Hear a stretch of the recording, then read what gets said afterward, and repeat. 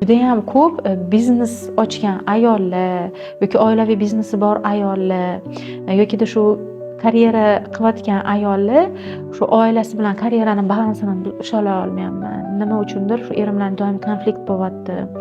Farzandlarimga yetmayapman. Nima qilay, qanaqa yo'l tutay, nima qilsam karyeram ham zo'r bo'ladi, oilam ham zo'r bo'ladi deb shu balans usholmagan ayollar ham ko'pchiliklari murojaat qilishadi. Aynan ularga men o'sha taklif qilaman psixoterapiya yo'nalishini.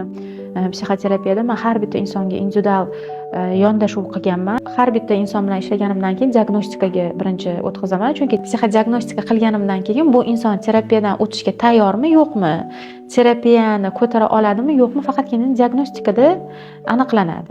Diagnostikadan keyin bir xilla yo'q, men terapiyaga oling, mana men pulini ham beraman, vaqtimni ham ajrataman deyshadi, lekin o'zi tayyor bo'lmaydi.